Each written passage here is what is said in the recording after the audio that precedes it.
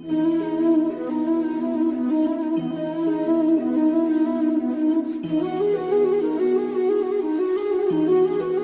श्री कुंज बिहारी की, जय श्री राधा प्यारी की।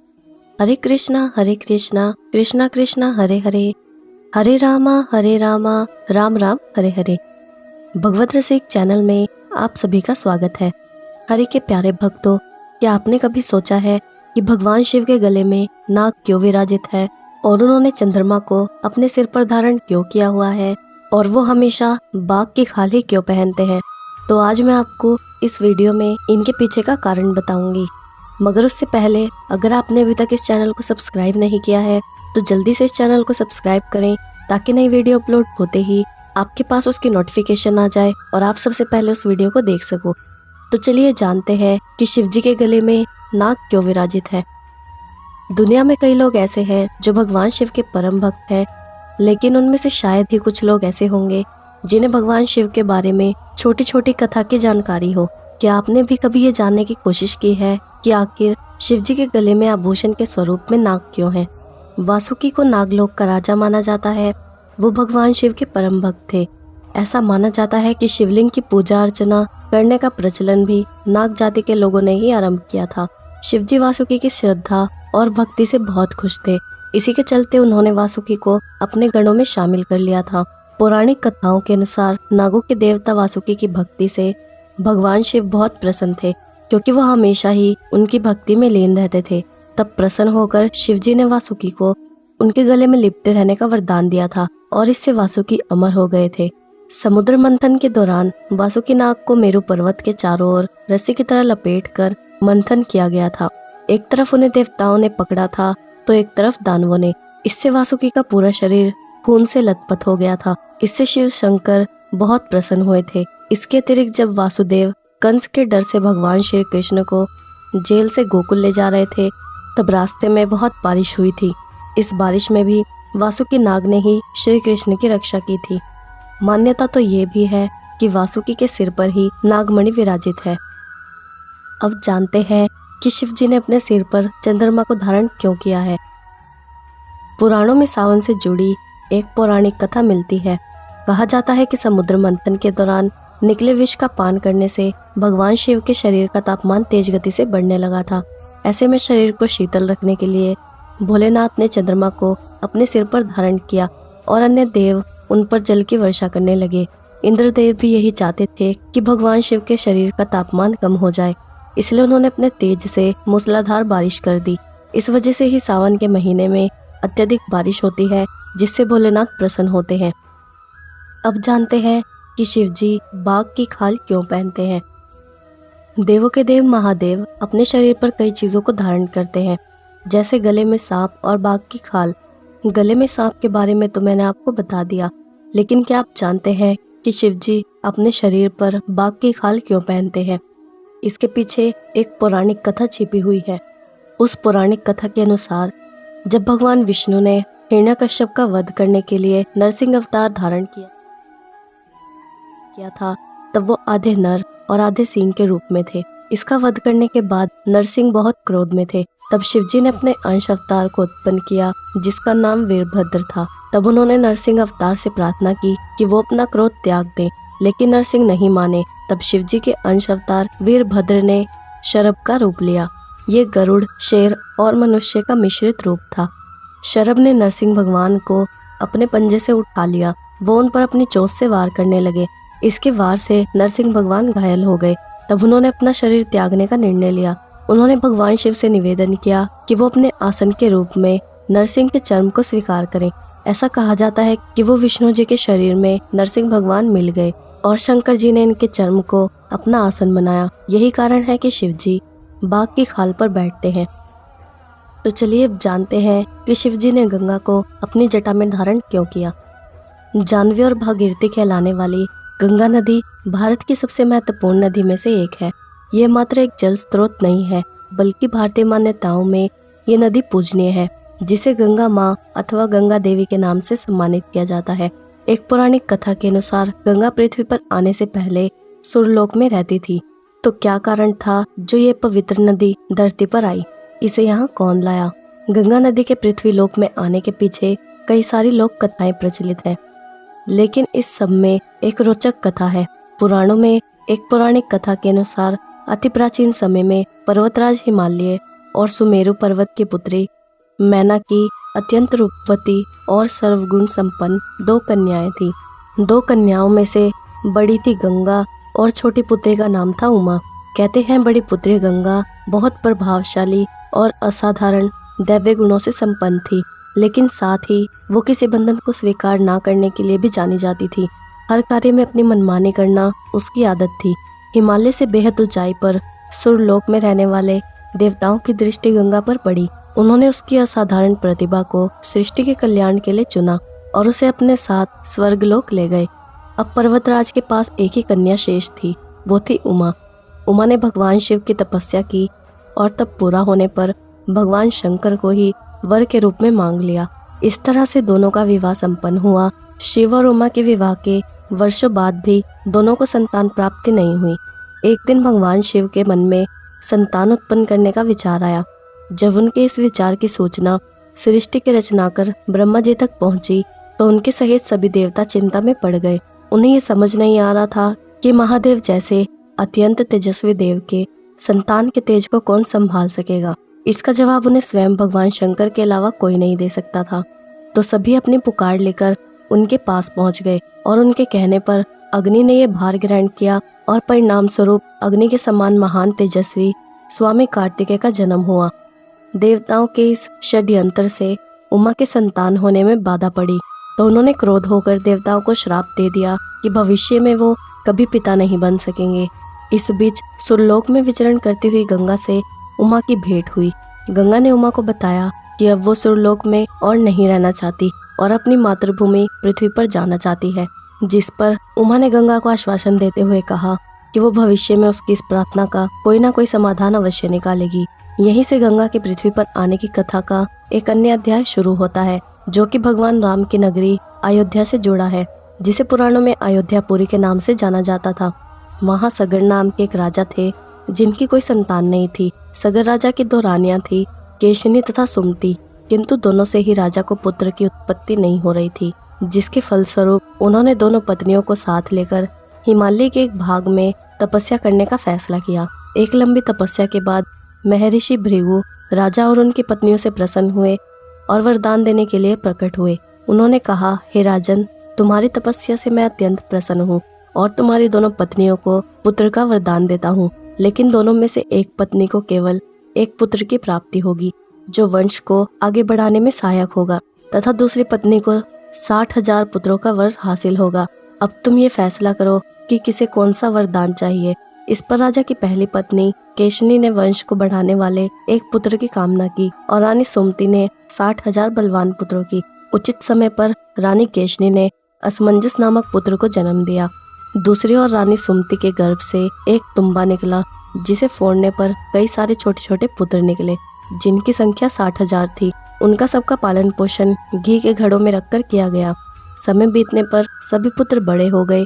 महाराज सगर का ज्येष्ठ और वंश को आगे बढ़ाने वाला पुत्र असमंजस बड़ा दुराचारी था। उसके कहर से सारी प्रजा परेशान थी, इसलिए परिणाम स्वरूप राजा ने उसे नगर से बाहर कर दिया।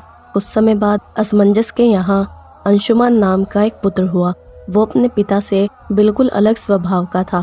अंशुमान अत्यंत सदाचारी, पराक्रमी और लोगों की सहायता करने वाला था। एक दिन राजा सगर ने महान अश्वमेध यज्ञ करवाने का फैसला किया, जिसके लिए उन्होंने हिमालय और विंध्याचल के बीच की हरी भरी भूमि को चुना और वहां एक विशाल यज्ञ मंडप का निर्माण कराया। इसके बाद अश्वमेध यज्ञ के लिए शामकरण घोड़ा छोड़कर उसकी रक्षा के लिए पराक्रमी अंशुमान को सेना के साथ उसके पीछे पीछे भेज दिया। यज्ञ सफलता पूर्वक बढ़ रहा था, जिसे देखकर इंद्रदेव काफी भयभीत हो गए। तभी उन्होंने एक राक्षस का रूप धारण किया और हिमालय पर पहुंचकर राजा सगर के उस घोड़े को चुरा लिया। घोड़े की चोरी की सूचना पाते ही राजा सगर के होश उड़ गए। उन्होंने शीघ्र ही अपने 60,000 पुत्रों को आदेश दिया कि घोड़ा चुराने वाले को किसी भी अवस्था में पकड़कर मेरे पास लेकर आओ। आदेश सुनते ही सभी पुत्र खोजबीन में लग गए। जब पूरी पृथ्वी खोजने पर भी घोड़ा नहीं मिला तो उन्होंने पृथ्वी को खोजना शुरू कर दिया, ये सोचकर कि शायद पाताल लोक में उन्हें घोड़ा मिल जाए। अब पाताल लोक में भी घोड़े को खोजते खोजते वे सनातन वसुदेव कपिल के आश्रम में पहुंच गए। वहां उन्होंने देखा कि कपिल मुनि आंखें बंद किए हुए बैठे हैं और ठीक उनके पास यज्ञ का वह घोड़ा बंधा हुआ था जिसे वो लंबे समय से खोज रहे थे। इस पर सभी मंदबुद्धि पुत्र क्रोध में कपिल मुनि को घोड़े का चोर समझकर उन्हें अपशब्द कहने लगे। उनके उस व्यवहार से कपिल मुनि की समाधि भंग हो गई। उनकी आंखें खुलते ही उन्होंने क्रोध में सभी राजकुमारों को अपने तेज से भस्म कर दिया, लेकिन इसकी सूचना राजा सगर को नहीं थी। जब लंबा समय बीत गया तो राजा फिर से चिंतित हो गए। अब उन्होंने अपने तेजस्वी पोते अंशुमान को अपने पुत्रों तथा घोड़े का पता लगाने का आदेश दिया। आज्ञा का पालन करते हुए अंशुमान उस रास्ते पर निकल पड़ा जो रास्ता उसके चाचाओं ने बनाया था। मार्ग में उसे जो भी पूजनीय ऋषि मुनि मिलते वो उनका सम्मान पूर्वक आदर सत्कार करता। खोजते खोजते वो कपिल आश्रम में जा पहुंचा। वहां का दृश्य देख वो बेहद आश्चर्यचकित हुआ। उसने देखा कि भूमि पर उसके 60,000 चाचाओं के भस्म हुए शरीरों की राख पड़ी थी और पास ही यज्ञ का घोड़ा चल रहा था। ये देख वो निराश हो गए।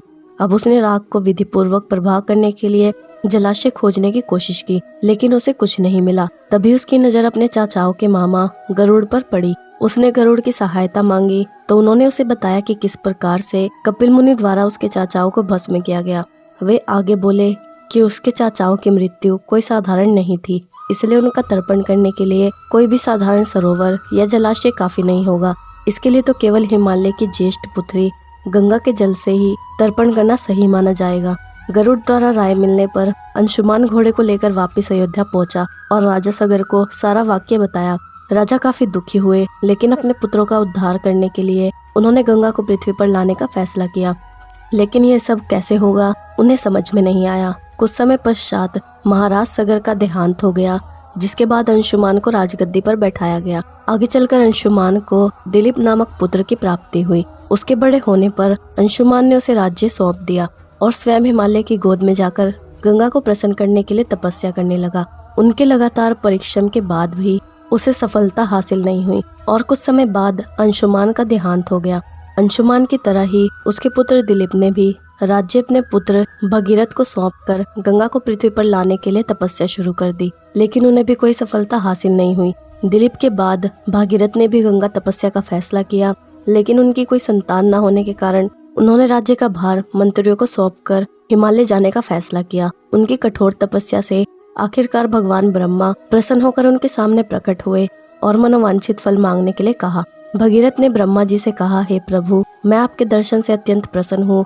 कृपया आप मुझे सगर के पुत्रों का उद्धार करने के लिए गंगा का जल प्रदान कीजिए तथा साथ ही मुझे एक संतान भी दे ताकि मेरा वंश नष्ट न हो। भगीरथ की प्रार्थना सुन ब्रह्मा जी मुस्कुराए और बोले, हे वत्स, मेरे आशीर्वाद से जल्द ही तुम्हारे यहाँ एक पुत्र पैदा होगा, किंतु तुम्हारी पहली मांग जो गंगा का जल देना है, ये मेरे लिए कठिन कार्य है, क्योंकि जब गंगा जी वेग के साथ पृथ्वी पर अवतरित होंगी तो उनके वेग को पृथ्वी संभाल नहीं सकेगी। ब्रह्मा जी आगे बोले, यदि गंगा के वेग को संभालने की किसी में क्षमता है तो वो केवल महादेव है, इसलिए तुम्हें पहले भगवान शिव को प्रसन्न करना होगा। ये बोलकर ब्रह्मा जी वापस ब्रह्मलोक की ओर चले गए। उनके जाते ही अगले 1 वर्ष तक भगीरथ ने पैर के अंगूठे के सहारे खड़े होकर महादेव जी की तपस्या की। इस दौरान उन्होंने वायु के अलावा अन्य किसी भी चीज का ग्रहण नहीं किया। उनकी इस कठोर तपस्या से प्रसन्न होकर महादेव ने उन्हें दर्शन दिए और बोले, हे परम भक्त, तुम्हारी भक्ति से मैं बेहद प्रसन्न हूँ। मैं अवश्य तुम्हारी मनोकामना को पूरा करूंगा, जिसके लिए मैं अपने मस्तक पर गंगा जी को धारण करूंगा।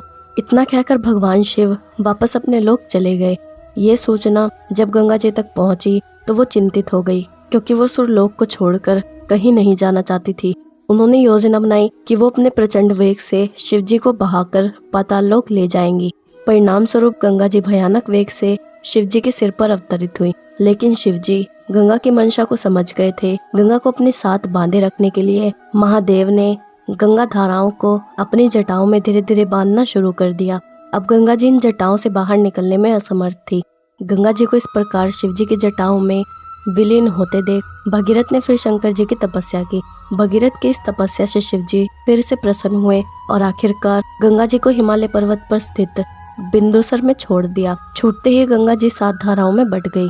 इन धाराओं में से पहली 3 धाराएं हल्दीनी, पावनी और नलिनी पूर्व की ओर प्रवाहित हुई। अन्य 3 सुत्सु, सीता और सिंधु धाराएं पश्चिम की ओर बहीं और आखिर में 7वीं धारा महाराज भगीरथ के पीछे पीछे चल पड़ी। महाराज जहाँ भी जाते वो धारा उनका पीछा करती। एक दिन गलती से चलते चलते गंगा जी उस स्थान पर पहुंची जहाँ ऋषि जनेऊ यज्ञ कर रहे थे। गंगा जी बहते हुए अनजाने में उनके यज्ञ की सारी सामग्री को अपने साथ बहाकर ले गई, जिस पर ऋषि को बहुत क्रोध आया और उन्होंने क्रोध होकर गंगा का सारा जल पी लिया। ये देखकर समस्त ऋषि मुनियों को बड़ा विस्मय हुआ और वो गंगा जी को मुक्त करने के लिए उनकी स्तुति करने लगे। अंत में ऋषि जनेऊ ने अपने कानों से गंगा जी को बहा दिया और उसे अपनी पुत्री के रूप में स्वीकार कर लिया। तब से गंगा जी का नाम जाह्नवी भी पड़ा। इसके पश्चात वो भगीरथ के पीछे चलते चलते उस स्थान पर पहुंची जहां उसके चाचाओं की राख पड़ी थी। उस राख का गंगा के पवित्र जल से मिलन होते ही सगर के सभी पुत्रों की आत्मा स्वर्ग की ओर चली गई। तो इस तरह गंगा को शिव जी ने अपनी जटाओं में धारण किया और वो पृथ्वी पर आई। अब मैं आपको श्री कृष्ण की भक्त श्री केशीबाई जी की कथा सुनाती हूँ। श्री केशीबाई जी भक्त श्री खोजी जी की धर्मपत्नी थी। खोजी जी के साथ साथ केशीबाई का भी संत सेवा में बड़ा ही प्रेम था। एक बार सर्दी के समय में श्री केशीबाई जी के घर काफी सारे संत पधारे। कपड़ों की कमी से संतों को ठिठुरता हुआ देखकर श्री केशीबाई ने अपने पति से कहा कि आप इन संतों के लिए वस्त्रों का प्रबंध कीजिए। पर श्री खोजी जी ने कहा कि इस वक्त मेरे पास बिल्कुल भी धन नहीं है और अगर तुम मुझे अपने आभूषण दे दो तो उन्हें बेचकर मुझे धन मिल जाएगा, जिससे मैं संतों के लिए वस्त्र खरीद पाऊंगा। स्त्रियों को अपने आभूषणों से मोह रहता है, पर श्री केशीबाई जी का संत सेवा में इतना प्रेम था कि उन्होंने बहुत खुश होकर अपने पति को अपने सारे आभूषण दे दिए और उनसे मिले पैसों से संतों के लिए वस्त्र बनवाए। ऐसी निष्ठा के कारण उन पर हमेशा भगवान की कृपा रहा करती थी। अब मैं आपसे विदा लेती हूँ। अगर आपको ये वीडियो अच्छी लगी हो या आपको इससे कुछ सीखने को मिला हो तो इस वीडियो को लाइक और शेयर ज़रूर करना और मुझे कमेंट में ज़रूर बताना कि क्या आपको पता था कि शिव जी ने अपने आभूषणों के रूप में नाग, चांद और बाघ की खाल को ही धारण क्यों किया है। जय श्री कुंज बिहारी की, जय श्री राधा प्यारी की। हरे कृष्णा कृष्णा कृष्णा हरे हरे, हरे रामा राम राम हरे हरे।